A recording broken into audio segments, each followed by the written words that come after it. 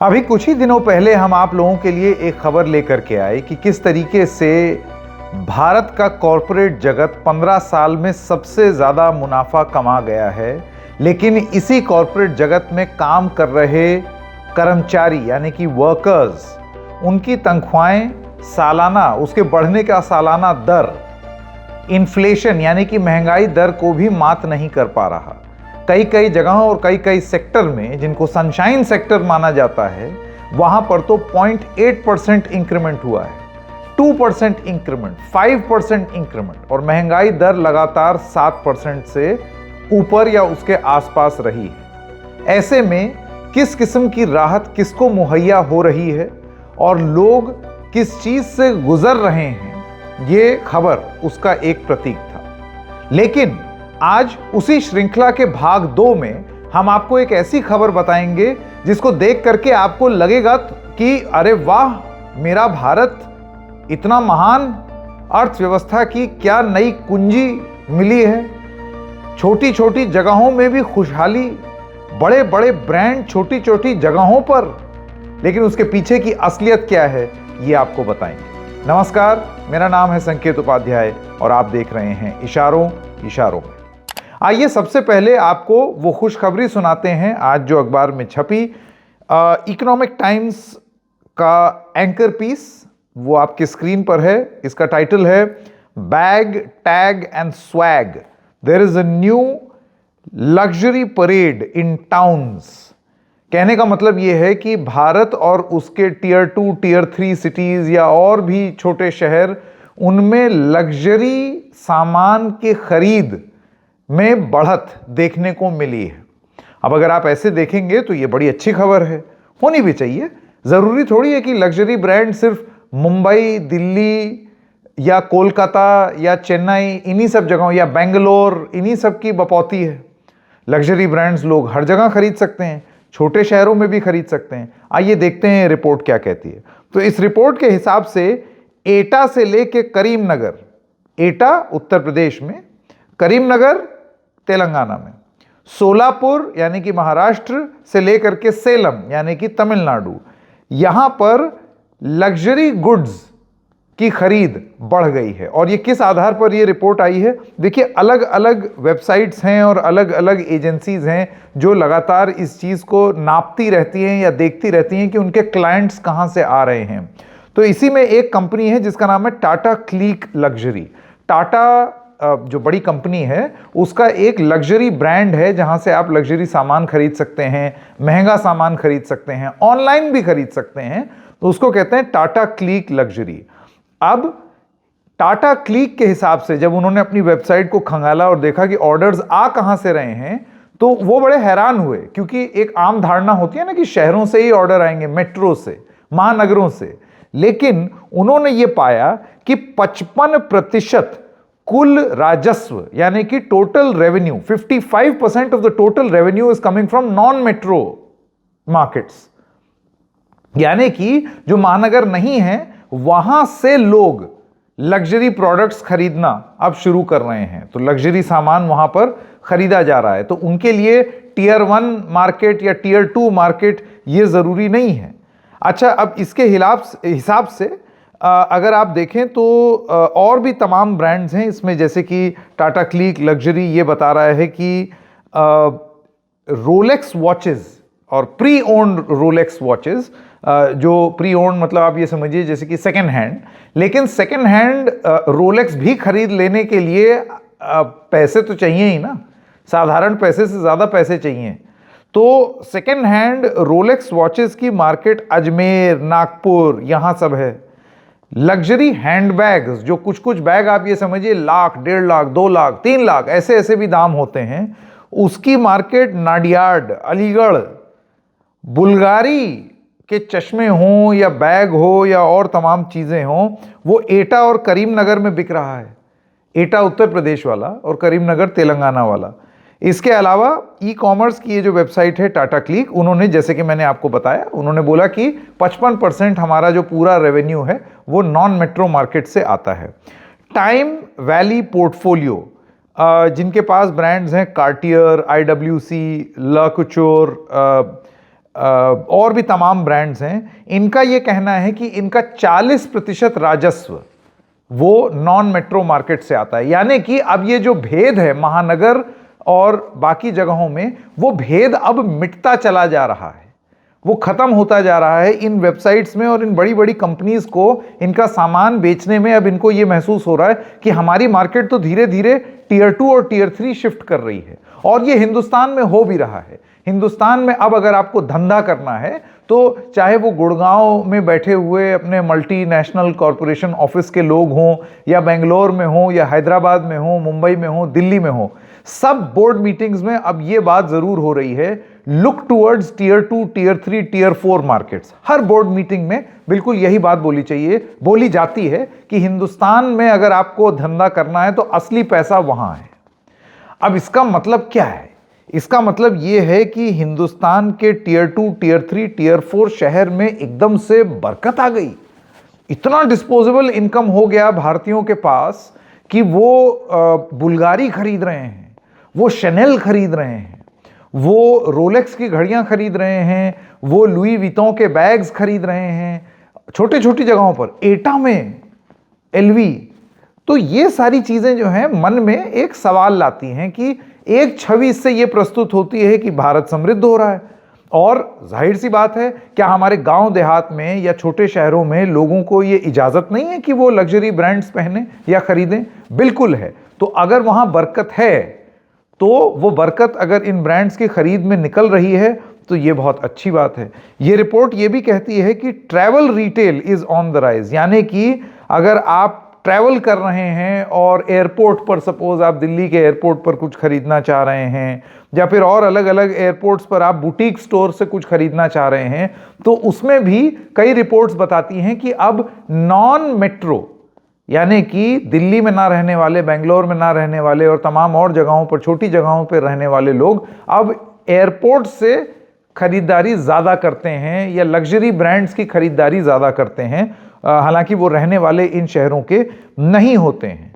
अब ये तो हो गई बरकत की बात, अच्छी बात जो सुनने में अच्छी लगती है कि भाई ग्रो कर रहा है, हमारा लग्जरी सेगमेंट भी ग्रो कर रहा है। लेकिन क्या आप जानते हैं कि आंकड़े दर आंकड़े ये बताते हैं कि ये एक ऐसा सेगमेंट है जो वाकई हिंदुस्तान में ग्रो कर रहा है, लेकिन इसकी जड़ में एक समस्या है, और वो समस्या बिल्कुल वही है जो हमने इससे पहले वाली रिपोर्ट में आपको बताई थी कि कॉरपोरेट इंडिया, यानी कि बड़ी बड़ी कंपनियों का मुनाफा, यानी कि जो भी धंधा कर रहा है उस कंपनी का मुनाफा तो 15 साल के पीक पर है, लेकिन वहां काम कर रहे कर्मचारियों की तनख्वाह पीक पर नहीं है, वो महंगाई दर से भी नीचे जा रही है, महंगाई दर बहुत ऊपर है। तो यहां पर छुपी है इस बरकत और प्रोपेंसिटी टू स्पेंड की असली कहानी। धन केंद्रित हो गया, वो बड़ी बड़ी कंपनियों के मालिक, उनके पास ये धन केंद्रित हो गया। अब ये कंपनियां जरूरी तो है नहीं कि बड़े शहरों में ही हैं, ये कंपनियां छोटे शहरों में भी हैं, ये कंपनियां टियर 2, टियर 3 सिटीज में भी हैं, और यहां पर कर्मचारियों ने खर्चा शुरू नहीं किया है। मतलब कल को आप ये सोचें कि एटा में सब लुई वितों का बैग लिए घूम रहे हैं और शनेल का बैग लिए घूम रहे हैं और महंगी महंगी चीज़ें खरीद रहे हैं, ये सारी चीज़ें नहीं हो रही हैं एटा में। एटा की वास्तविकता क्या है वो ज़रा आपको बता दें। ये है द इंडियन इंडेक्स की तरफ से 2020-21 का पर कैपिटा इनकम सालाना उत्तर प्रदेश का, जिसमें आप देख सकते हैं गौतम बुद्ध नगर करीब 5.5 लाख या और ज़्यादा बढ़ गया होगा अब 3-4 साल में। मेरठ 1,19,000, ये साल का है, साल का पर, यानी कि एक इंसान की आमदनी, एक साल की आमदनी। गौतम बुद्ध नगर में 5,41,709, और ये भी थोड़ा सा फ्लॉड है, मैं आपको बताऊंगा कैसे। मेरठ 1,19,000, एटा 1,14,940, और बाकी सब उसके नीचे हैं। यानी कि जिस शहर में एवरेज इनकम 1,14,940 है, वहां पर बुल्गारी और लुई विटॉन हो रहा है। ये थोड़ा सा अटपटा जरूर लगता है ना। यहां पर एक कहानी है, उसको बताने से पहले जरा आपको थोड़ा सा और आगे चलें। ये आंकड़ा अभी जो आप देख रहे हैं आपके स्क्रीन पर, ये बनारस हिंदू यूनिवर्सिटी की एक रिपोर्ट है। इस रिपोर्ट को लिखा है आलमतार अली, एसोसिएट प्रोफेसर हैं department of geography, TNPG college Tanda, Ambedkar Nagar, और ये BHU की वेबसाइट पर आपको मिल जाएगा। इस रिपोर्ट के हिसाब से एक चार्ट बनाया गया है जिसमें बताया है levels of poverty in Uttar Pradesh and levels of deprivation, यानी कि गरीबी और दरिद्रता में कौन सा जिला कहां है। कोई ताज्जुब है कि अमंग द टॉप डिस्ट्रिक्ट्स कौन सी डिस्ट्रिक्ट है? जी हां, हमारा एटा, जिसकी तारीफों के पुल बन रहे हैं यहां पर कि लुई विटॉन खरीद रहा है एटा और बुल्गारी खरीद रहा है एटा। हो सकता है कुछ लोग खरीद रहे हों, लेकिन यह बहुत हद तक मुमकिन है। और यहां आए पर कैपिटा इनकम की असली सच्चाई कि जो अमीर है उसके पास बहुत पैसा है, तो ऐसे में जो गरीब है उसका पैसा इतना कम है कि जब आप एवरेज निकालते हैं तो आपको ऐसे लगता है कि एटा में बड़ी समृद्धि है। 1,14,000 का पर कैपिटा इनकम है एटा का, जबकि ऐसा नहीं है। एटा में गरीबी और दरिद्रता, ये मैप बहुत क्लियरली आपको दिखाता है कि ज्यादा है।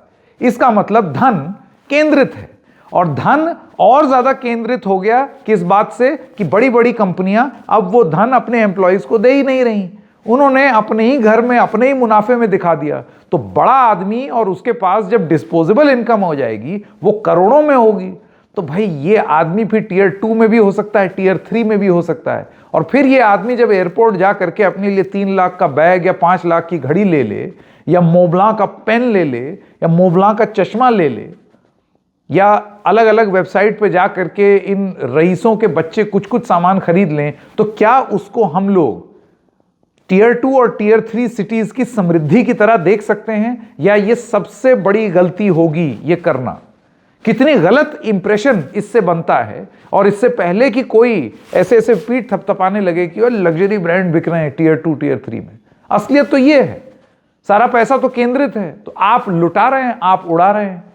लेकिन जरूरी नहीं है कि उस शहर में या उस जगह पर समान रूप से ये पैसा बटा हुआ है। ठीक है, लोग कमाएं अपना, लेकिन जो हक का है लोगों का वो भी उनको मिले। और वो चीज चाहे बड़े शहर हो या छोटे शहर, वो हिंदुस्तान में होती हुई दिखाई नहीं दे रही है। आइए अब और जगहों के बारे में बात करते हैं। करीमनगर की बात कर लें। करीमनगर में करीब करीब 1,62,270 रुपए सालाना पर कैपिटा इनकम है लोगों की। यहां पर भी सेम लॉजिक लागू होता है। इसके बाद हम बात करें शोलापुर की, तो वहां पर 1,74,965। आप जानते हैं कि एक इमर्जिंग इकोनॉमिक सेक्टर है शोलापुर, जहां की टेक्सटाइल इंडस्ट्री बड़ी फेमस है। जॉब अपॉर्चुनिटीज और manufacturing, agriculture, small scale industries, ये सब शोलापुर में है। लेकिन इसी के साथ साथ आप शोलापुर की ये सच्चाई भी जानिए कि वहां पर भी जब इस तरीके की फैक्ट्रीज लगेंगी, जैसे कि textile industry, manufacturing, small scale industries, तो इनके मालिकों की पर कैपिटा इनकम ज्यादा होगी, इनके मालिक ज्यादा कमाएंगे, इनके नौकर या एम्प्लॉयज कम कमाएंगे। और उसमें कोई हैरानी की बात नहीं है, ऐसे ही होता है। मैं ये नहीं कह रहा हूं कि सबका पैसा एक जैसा हो जाए, कोई मार्क्सवादी नियम लगा दिया जाए, नहीं, लेकिन धन इतना भी केंद्रित ना हो जाए, इतना ज्यादा मुनाफा कमाने के बाद कि आप अपने यहां काम कर रहे लोगों के हक का पैसा भी उनको ना दें, जैसे कि हमने अपनी पहली रिपोर्ट में बताया था। इसी वजह से आप तो महंगे सामान खरीद रहे हैं और रिपोर्ट्स ऐसी आती हैं कि शोलापुर में बिक रहा है बुल्गारी। बिकेगा ही, पैसा ही आपने कमाया है। लेकिन शोलापुर की एक दूसरी सच्चाई भी है जो ऐसी रिपोर्ट्स गप कर जाती हैं। इसी के साथ साथ जो चौथा शहर है जिसके बारे में चर्चा हुई वो है सेलम। सेलम आप जानते हैं शुगर केन के लिए जाना जाता है, टेक्सटाइल इंडस्ट्री के लिए जाना जाता है, रोप मेकिंग के लिए जाना जाता है, वीविंग के लिए जाना जाता है। और इन सब के बावजूद वहाँ का जो पर कैपिटा इनकम है वो करीब करीब 1,40,000 रुपये ये है सेलम का, तमिलनाडु में। और यहाँ पर भी स्थिति यही है, क्योंकि बहुत सारे लोग बाहर से आकर के बसे हैं और यहाँ इंडस्ट्रियलिस्ट बन गए हैं। तो इन इंडस्ट्रियलिस्ट की स्पेंडिंग कैपेसिटी तो है, लेकिन वहाँ के लोगों की शायद नहीं है। असलियत जानना बहुत ज़रूरी है। किसी भी चीज़ को लेकर के बहुत अत्यंत खुश हो जाने से पहले थोड़ी सी असलियत जान लेना ज़रूरी है। और असलियत यही है कि उन चमकदार पर्स और चमकदार जूतों और घड़ी और बेल्ट लाखों की बेल्ट, लाखों के जूते, लाखों का चश्मा और लाखों की कलम, इन सब के पीछे एक सच्चाई और भी है कि जो इसको खरीद सकते हैं वो और खरीदने लायक हो गए हैं, और जिनके पास थोड़ा बहुत पैसा था भी, आज की डेट में उनके घर में इतनी बुरी स्थिति है कि वो दाने दाने को मोहताज हो गए। और जाते जाते सिर्फ और सिर्फ एक बात जो पहले के ब्रॉडकास्ट में भी हमने बोली थी, अगर इतना ही होता टियर 2 टियर 3 में बरकत और समृद्धि, तो क्या देश में 80 करोड़ लोगों को मुफ्त राशन देने की जरूरत होती? मेरे ख्याल से इस सवाल का जवाब आप जानते हैं। इशारों इशारों में बस इतना ही, फिर मिलेंगे किसी और मुद्दे के साथ। तब तक के लिए नमस्कार।